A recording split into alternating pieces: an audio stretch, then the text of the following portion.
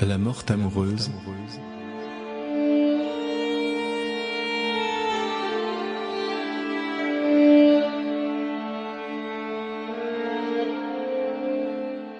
Théophile Gautier.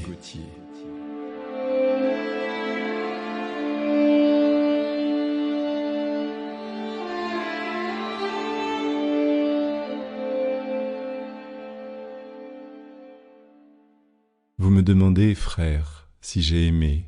Oui. C'est une histoire singulière et terrible, et quoique j'aie 66 ans, j'ose à peine remuer la cendre de ce souvenir. Je ne veux rien vous refuser, mais je ne ferai pas à une âme moins éprouvée un pareil récit. Ce sont des événements si étranges que je ne puis croire qu'ils me soient arrivés. J'ai été pendant plus de 3 ans le jouet d'une illusion singulière et diabolique.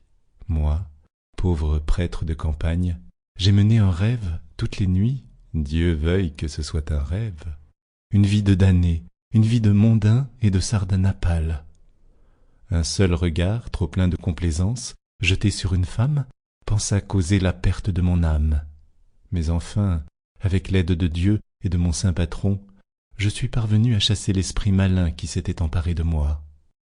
Mon existence s'était compliquée d'une existence nocturne, entièrement différente. Le jour, j'étais un prêtre du Seigneur, chaste, occupé de la prière et des choses saintes. La nuit, dès que j'avais fermé les yeux, je devenais un jeune seigneur, fin connaisseur en femmes, en chiens et en chevaux, jouant aux dés, buvant et blasphémant. Et lorsqu'au lever de l'aube, je me réveillais, il me semblait au contraire que je m'endormais et que je rêvais que j'étais prêtre.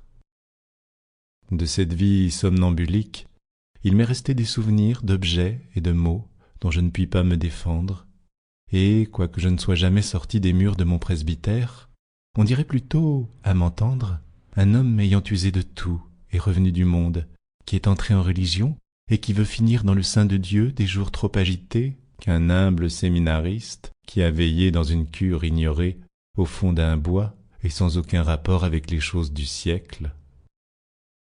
Oui, j'ai aimé comme personne au monde n'a aimé, d'un amour insensé et furieux, si violent que je suis étonné qu'il n'ait pas fait éclater mon cœur. Ah, quelle nuit, quelle nuit! Dès ma plus tendre enfance, je m'étais... Sample complete. Ready to continue?